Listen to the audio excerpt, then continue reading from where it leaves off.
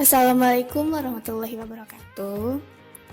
Hello everyone, my name is Vinka Asmi Fitriani. Okay, as usual, I will explain cross-cultural understanding learning. Well, this time I will explain about non-verbal communication. Communication is the transfer of information from one person to another.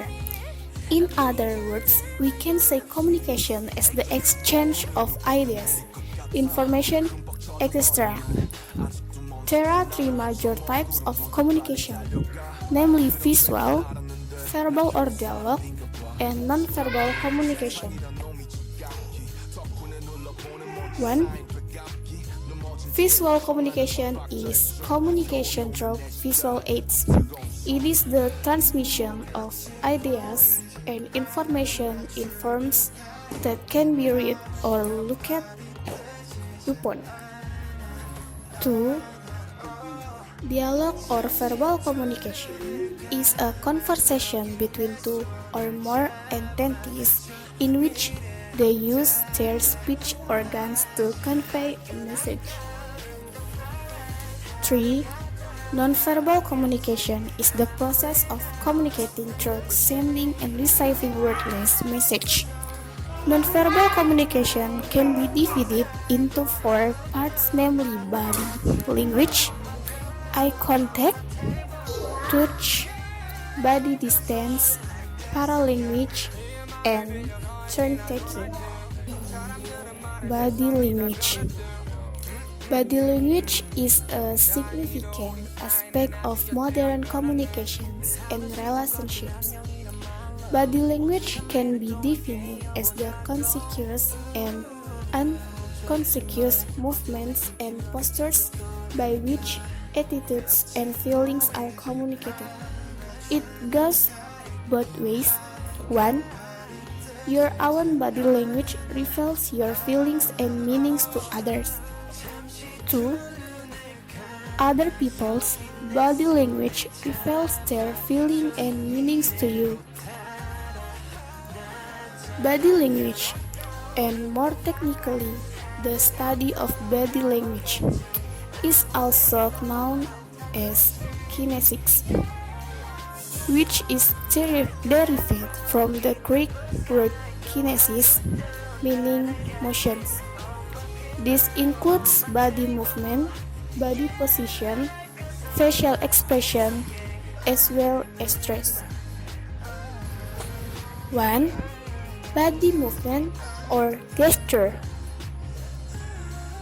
Body language allows individuals to communicate a variety of feelings and thoughts,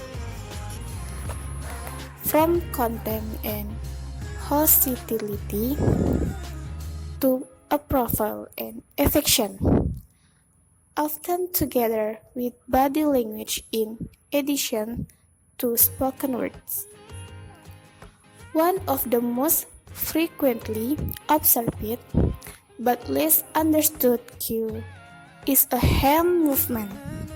Most people use hand movements regularly when talking. It can indicate a particular meaning, feeling, or intention. This category includes salute, bowing, and waving. Another familiar body language are using fingers. Same as body movement, fingers communicate many things. 2. Body position. Sales representative Franz Bauer from Germany and Jim Banks from Britain are in a difficult negotiation. Things are getting tense. Franz sits upright and is disturbed as Jim relaxes on his chair. Franz feels that Jim is not taking the negotiation seriously. Jim feels that Franz is getting more and more aggressive. Okay, the situation above shows how two people can be mistreated each other's behavior, and so the situation escalates. The German's upright position indicates the seriousness. Meanwhile, the Britian's relaxing posture in the chair indicates his wish to diffuse the situation. In some cultures, travelers should be careful to avoid exposing certain parts of their body. 3. Facial expressions. Facial expressions usually communicate emotions. The expressions tell the attitudes of the communicator. It is now generally accepted that certain basic facial expressions of human emotion are recognized around the world, and that the recognition of these expressions is genetically inherited rather than socially conditioned or learned. Facial expressions continually change during interaction and are monitored constantly by the recipient. The meaning of these expressions may be similar across cultures, such as examples are found on the chart below.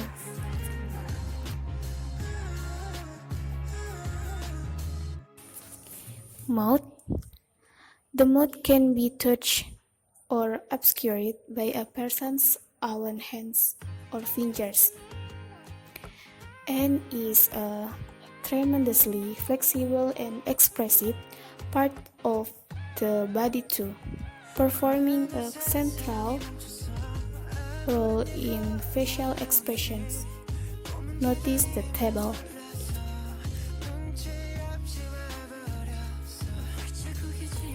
Head.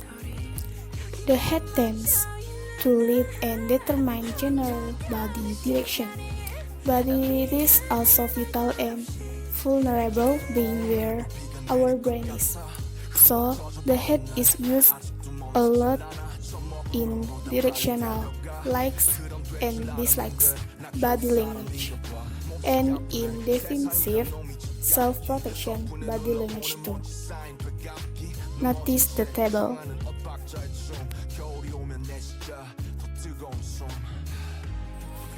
Arms.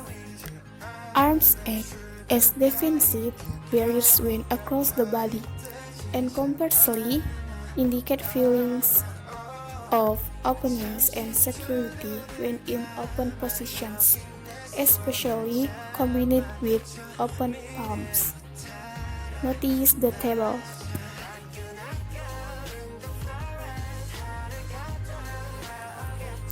Hands. Hands contain many more nerve connections to the brain than most, if not all, other body parts. Hand is used for various purposes, notably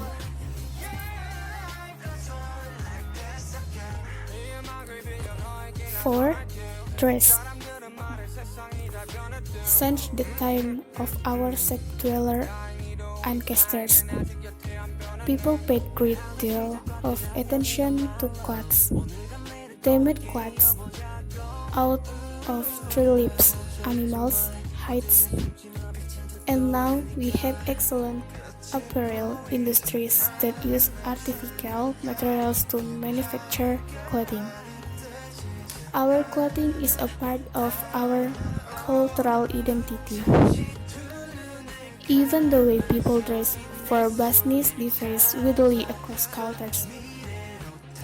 Wearing formal clothes in all over the world means person is going to an interview, workplace celebrations, or a place where some high-ranking people are present.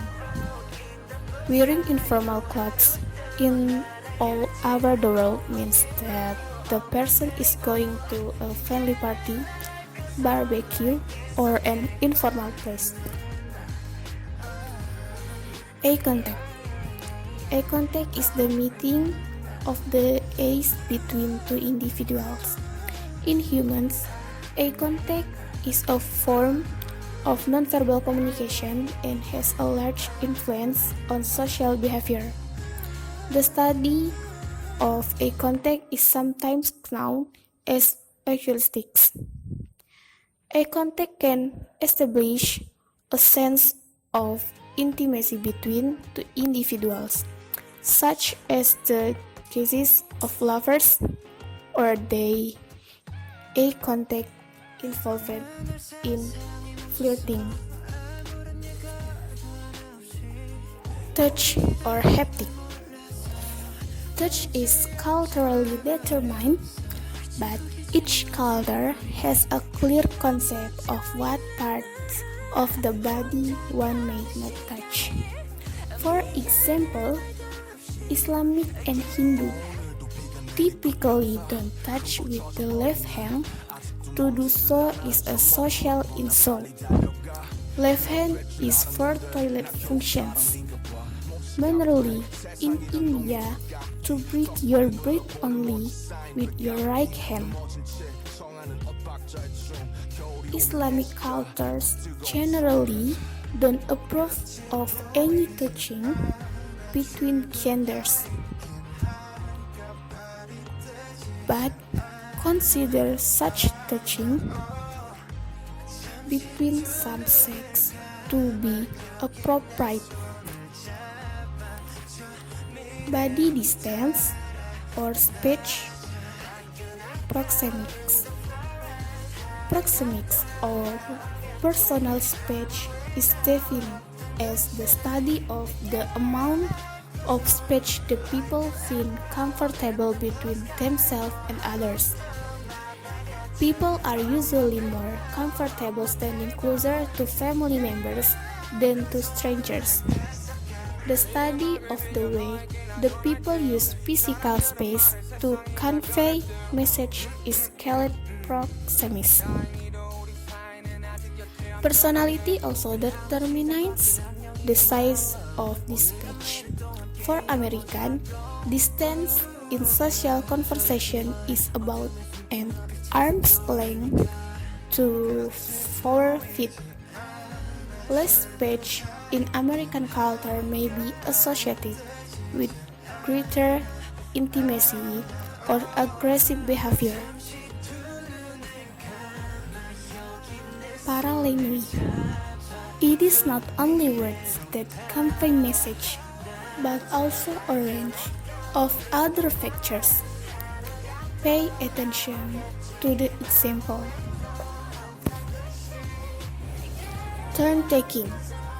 In normal, civilized Western type of conversation, speakers do not speak all the time. They wait for their turn. But how do people go about allocating turn to each other or themselves? This is the mechanism of turn taking. On the one hand, there are natural breaks in every conversation. A speaker has to pause for breath, or runs out things to say, or simply declares his or her contribution to be finished. Okay, thank you for watching and have a nice day.